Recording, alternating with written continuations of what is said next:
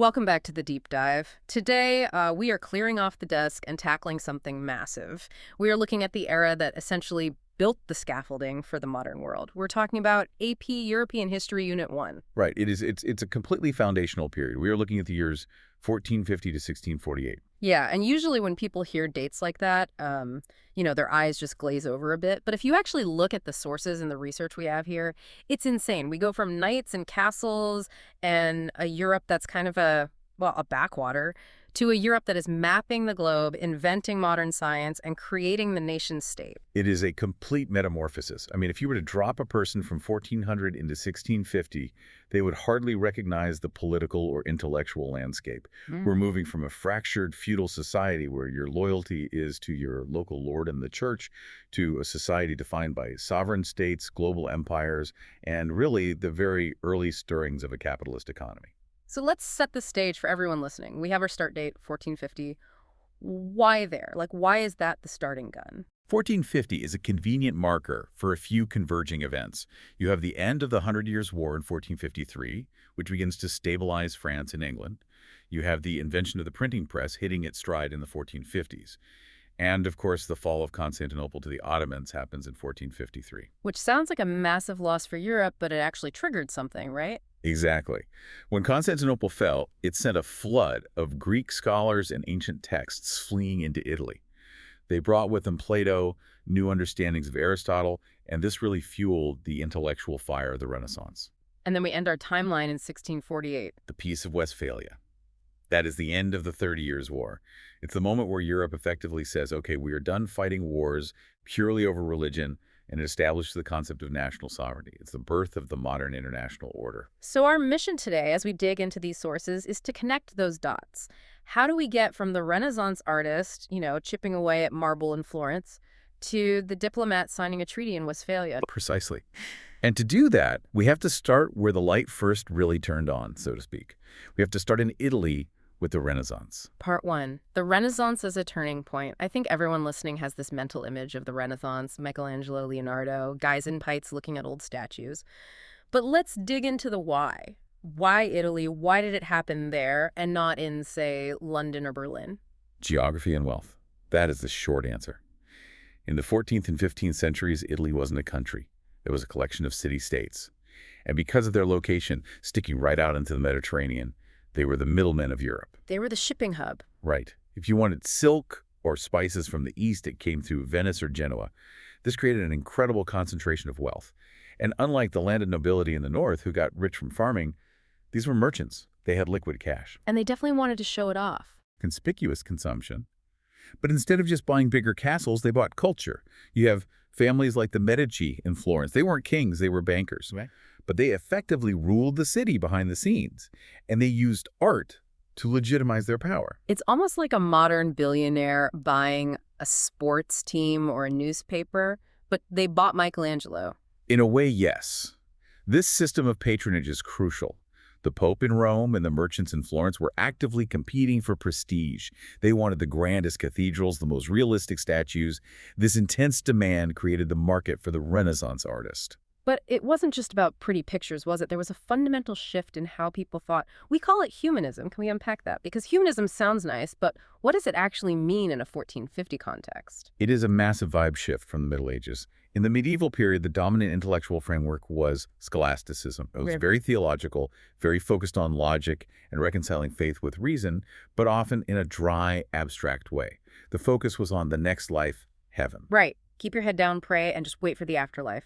Humanism flips that entirely. It says, wait a minute, human beings are remarkable. It emphasizes human potential, dignity, and secular knowledge. It's the belief that you can be a good Christian and still be fascinated by the world, by history, by eloquence, by politics. And they did this by going back to the source code, right? The classics. Add fontes to the sources. Right. They rediscovered Cicero, Livy, Plato. Petrarch is usually called the father of humanism.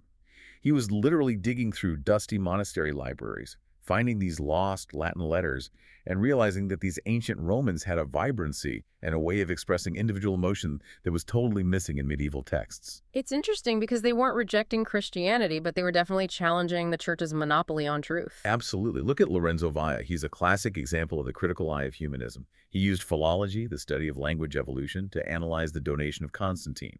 This was a document the church used to claim they had political authority over the Western Roman Empire. And Valla basically proofread and said, hey, this is a fake. He proved the Latin used in the document didn't even exist in the 4th century. It was an 8th century forgery.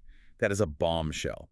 It showed that critical thinking and historical analysis could challenge the most powerful institution on earth. And then you have guys like Marsilio Ficino and Pico della Mirandola trying to harmonize all this classical stuff with Christianity. Right. Mirandola's Oration on the Dignity of Man is basically the manifesto of the Renaissance. He argued that God gave humans free will to choose whether to rise to the level of angels or descend to the level of beasts. It's wildly empowering. That is the power of the liberal arts right there. They created this curriculum, history, moral philosophy, rhetoric to create virtuous citizens, not just theologians. And this wasn't just for scholars in ivory towers. There was this idea of civic humanism, right? Yeah. That you should use this knowledge to be a better citizen. Yes. In Florence especially, the idea was that an educated man should be active in the political life of the city. But then, as the Italian wars heated up and things got chaotic, that idealism shifted toward political realism. Enter Machiavelli. The Prince, published in 1513. This is one of the most misunderstood books in history. People think it's a manual for being evil. It's not. It's a manual for being effective. He was watching Italy get invaded by the French and the Spanish, right? He was seeing his own city-state crumble. Exactly. He realized that the ideal Christian ruler, the one who is kind, merciful, and honest, would get eaten alive in the real world. Machiavelli argued that a ruler's primary duty is to preserve the state. If you have to lie, cheat, or even kill to keep stability, you do it. Not because you like it, but because the alternative is anarchy. It is better to be feared than loved if you cannot be both. Because love is fickle, but fear is constant. It is a strictly secular view of politics. He separates morality from statecraft. That was revolutionary. And while Machiavelli is telling princes how to rule, you have Castiglione writing the Book of the Courtier, telling the nobles how to act around those princes. Defining the Renaissance man. The ideal courtier isn't just a warrior anymore. He can write poetry, he can wrestle, he knows Greek, he can dance, and he does it all with sprezzatura, a studied carelessness. It should look effortless. I love that concept, trying really hard to look like you aren't trying at all. It's the ultimate cool. Let's pivot to the visuals. We can't talk Renaissance without the art. If I'm walking through a museum, how do I know I'm looking at a Renaissance painting and not a medieval one? Look for depth and look for the body. Medieval art was often flat and symbolic. The most important figure was the biggest, regardless of perspective.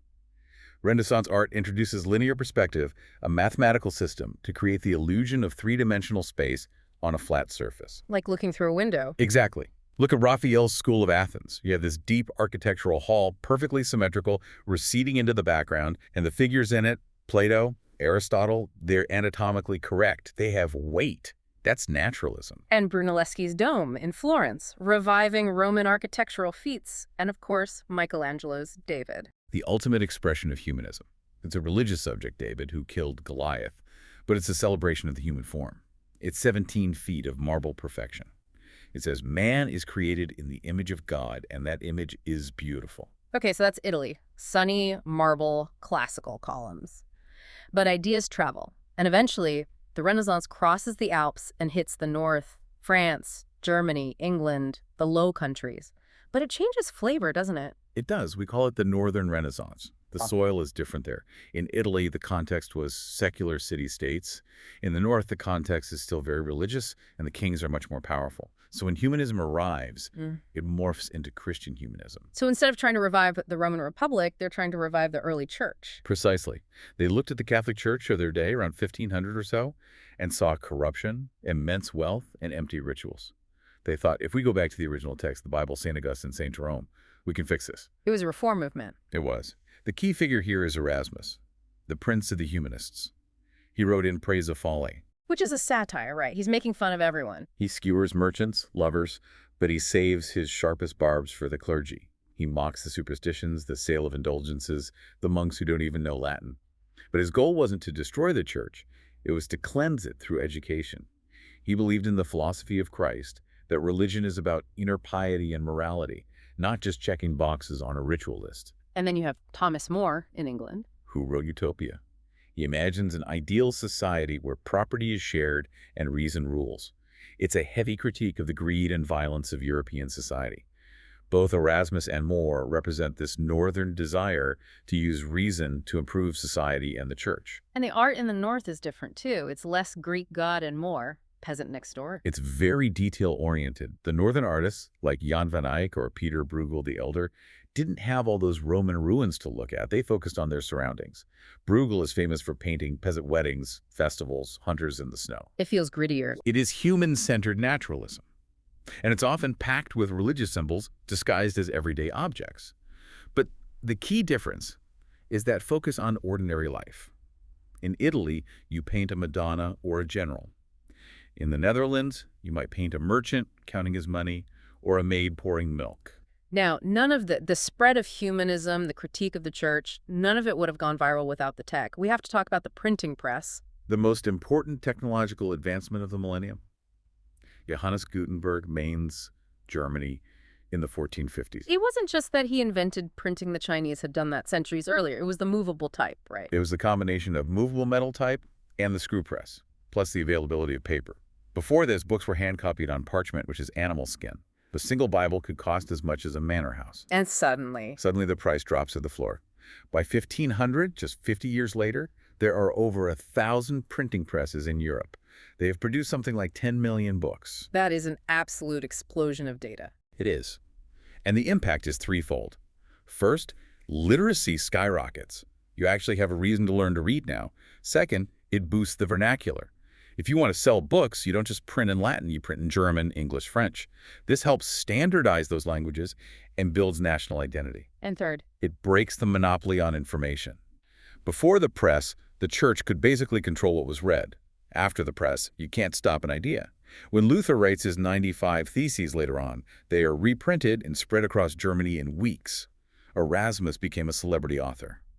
The early modern public sphere begins right here. so we have the software update, humanism, and the hardware update, the printing press. Now let's look at the operating system itself, the state.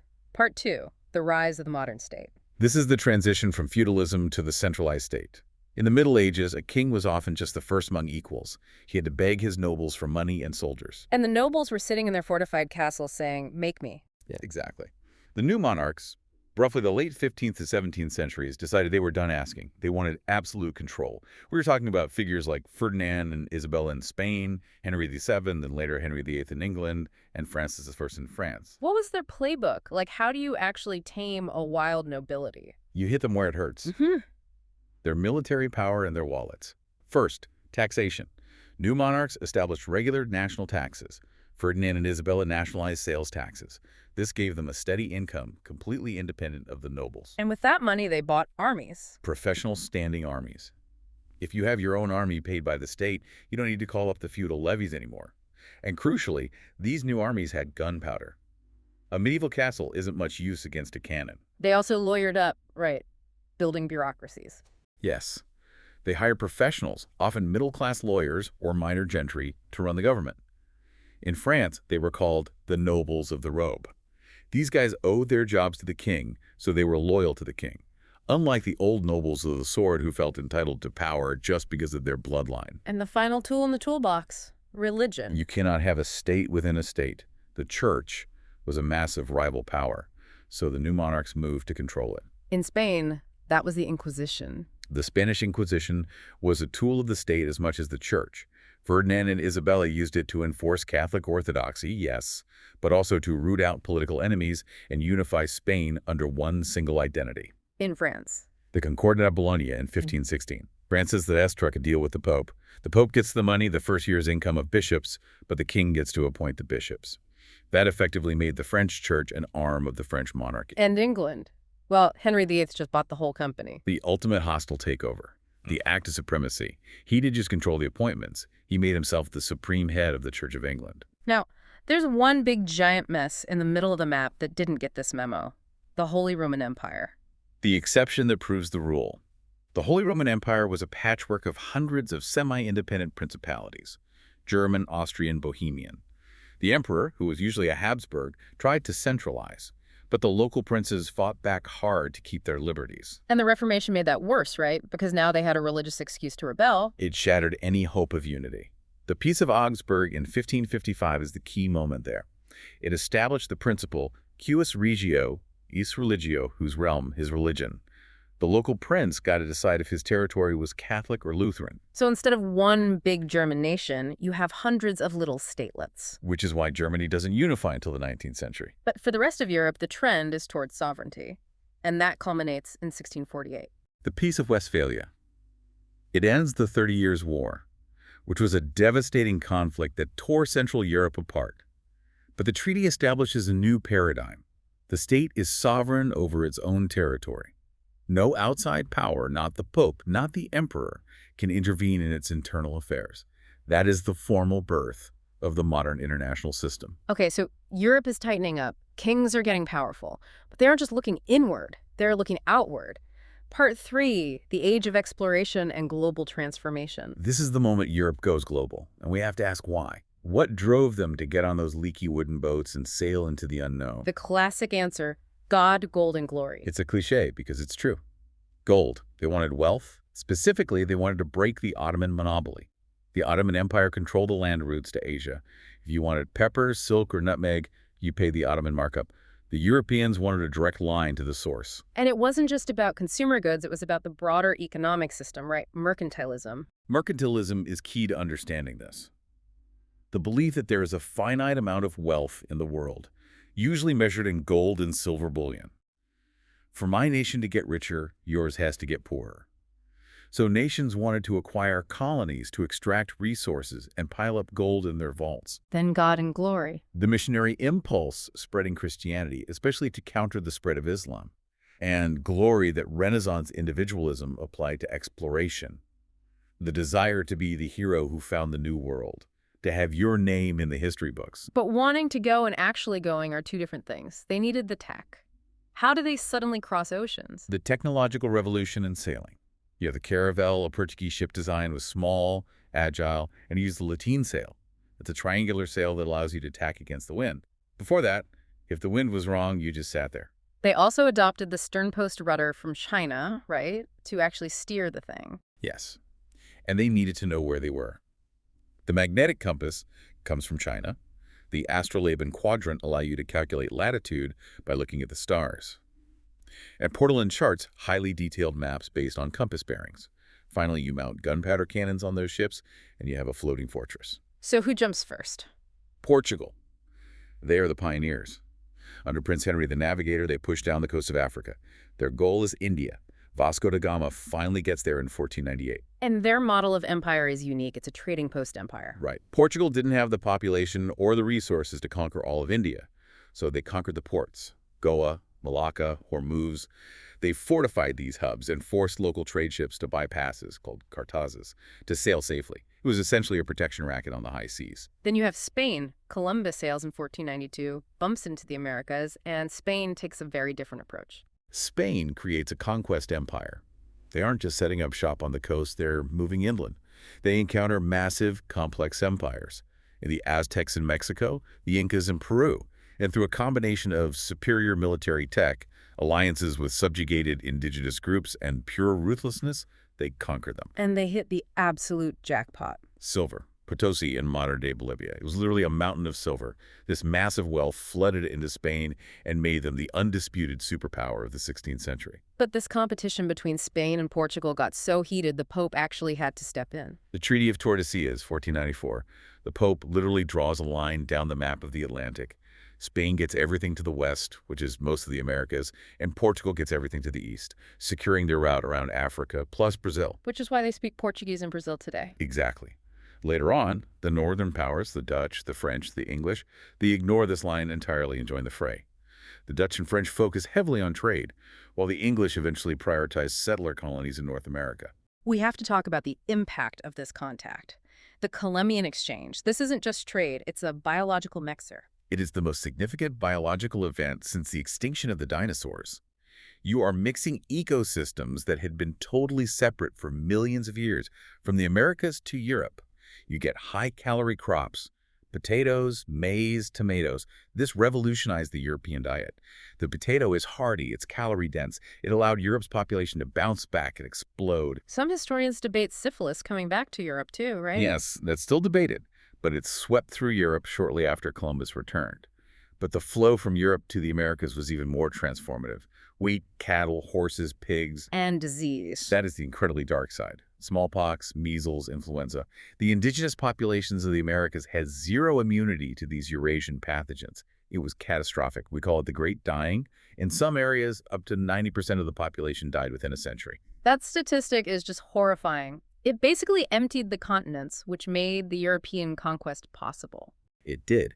It completely destabilized the Aztec and Inca empires right as the Spanish arrived, and it created a massive labor vacuum. The Spanish initially tried to use indigenous labor through the encomienda system, basically forcing them to work the mines and fields. But the people were dying too fast from the conditions and the diseases. Right. So they turned to a new source of labor. The Atlantic slave trade. This is absolutely crucial to understanding the global economy that emerges here. The Europeans established the plantation system, growing cash crops like sugar in the Caribbean and Brazil, and later tobacco in North America. These crops are incredibly labor-intensive. And wildly profitable. Sugar was white gold. To grow it, European powers imported millions of enslaved Africans, white Africans. They had partial immunity to European and tropical diseases, they had agricultural skills from their home societies, and because they were forcibly relocated to a strange land, they couldn't easily escape into the interior like indigenous people could. This created the triangular trade and the Middle Passage. The Middle Passage was the brutal, horrific transport leg across the Atlantic. It's estimated that 15 to 20% of enslaved people died on the voyage alone. The system treated human beings purely as cargo to generate profit. And once they arrived, this whole system required a new social structure to maintain control. Especially in the Spanish colonies, you see the development of the casta system. It was a racial hierarchy enforced by law. Peninsulars, those born in Spain, were at the top. Creoles, who were Europeans born in the Americas, were next. Then mestizos, mixed European and indigenous, then mulattoes. And at the absolute bottom, indigenous and enslaved African people. It codified race as a strict determinant of social and legal status. So we have all this wealth, gold, silver, sugar pouring back into Europe. This triggers our final major shift. Part 4, the commercial revolution. This is the birth of the modern economy. We're moving from a subsistence economy where you grow enough to eat to a commercial economy where you grow things or make things specifically to sell for a profit. Moving to capitalism, light. Effectively, yes. You see massive financial innovations. Banking centers emerge. The Bank of Amsterdam, founded in 1609, becomes the central bank of Europe. It offered deposit guarantees and a reliable currency exchange, which lowered the risk of doing business. And accounting got an upgrade too. Double entry bookkeeping. It sounds boring, but it was revolutionary. It allowed merchants to track complex international transactions, debts, and credits accurately. And then the game changer, the joint stock company. This is brilliant. It's the direct ancestor of the modern corporation. Sending a ship to the Spice Islands is wildly expensive and risky. If it hits a storm and sinks, one investor loses everything. But if 100 people buy shares in the voyage, the risk is pooled. If the ship comes back full of nutmeg, everyone gets a massive return. If it sinks, you only lose your small investment. The Dutch East India Company, the VOC, is the famous one here. They were basically a state within a state. I mean, they had their own army. They were incredibly powerful. They could wage war, negotiate treaties, mint their own money. This financial machinery fueled the rise of the Dutch Golden Age in the 17th century. But all this silver coming in from the Americas, that caused a serious problem, didn't it? The price revolution. Massive inflation. The supply of money, all that new silver increased drastically, and the population was recovering from the plague, so demand was up. But the actual supply of goods, like food, didn't keep up, so prices skyrocketed. And this had huge social consequences, right? Huge. If you were a merchant selling goods, you love this. Prices are up, profits are up. But if you were a peasant relying on wages or a noble living on fixed rents from your land, you got crushed. Your bread cost way more, but your income stayed exactly the same. And the land itself was changing to meet these commercial demands, the enclosure movement. Particularly in England. Landowners realized that raising sheep for the commercial wool trade was much more profitable than having peasants farming little scattered strips of land. So they enclosed the common lands, they literally fenced them off. Which increased agricultural efficiency, but But the peasants were kicked off the land. This created a mass of landless poor who drifted to the cities looking for work. It's the very beginning of urbanization, bringing crime and sanitation issues, but eventually it provides the labor force for the Industrial Revolution centuries later. it also created a new class of people at the top. The new elites. You have wealthy merchants and bankers, merchant princes who are now richer than the old nobility. In places like France, the king sells titles to them, creating those nobles of the robe we mentioned. This creates immense social tension with the old sword nobility, who base their status purely on ancient bloodlines. So, looking at family life for everyday people, did this economic shift change how they lived at home? It did. We see the emergence of the European marriage pattern. Because the economy was commercializing, young people had to work longer to save up enough money to buy land or a business before they could get married. So people started marrying later, mid to late 20s. Which naturally meant fewer children. Yeah. Exactly. Smaller families and slower, more controlled population growth compared to other parts of the world. Okay, we have covered a massive amount of ground for you today. Let's bring it all together. Synthesis time. For the AP exam, how does this 1450 to 1648 period set the table for everything that comes next? Think about all the threads we've pulled. The Renaissance and the printing press gave people the intellectual tools to question authority. That leads directly to the Reformation, which is the next major unit. You simply can't have Luther without the printing press and humanism. And politically. The new monarchies centralize power, weakening the nobles and the church. That trajectory keeps going until you hit the peak absolutism of Louis XIV. The religious wars end at Westphalia, setting up the modern state system. And economically, the commercial revolution and exploration shifted the entire center of gravity from the Mediterranean to the Atlantic. Right. It created a global capitalist system, the transatlantic slave trade, and the colonial empires that would allow Europe to dominate global resources for the next several centuries. It's fascinating. In 1450, Europe is looking backward at Rome, trying to recover lost glory. By 1648, Europe is looking forward, looking outward across the oceans, and completely restructuring its society. And we have to remember, the cost was immense. The wealth of early modern Europe was built directly on the demographic collapse and dispossession of indigenous Americans and the horrific enslavement of millions of Africans. The modern world was forged in this era with all its innovation and all its brutality. Here is a final provocative thought for you to chew on before we go. Next time you put black pepper on your eggs or you buy a vanilla latte, think about this. 500 years ago, the desire for those exact flavors drove men to cross uncharted oceans, destroy entire ancient civilizations, and invent the modern stock market. The world became globally connected in large part because we wanted better groceries. It's a powerful and kind of terrifying reminder of how simple consumer desires drive the massive wheels of history. That is it for our deep dive on Unit 1. Thanks for exploring the origins of the modern world with us. Until next time.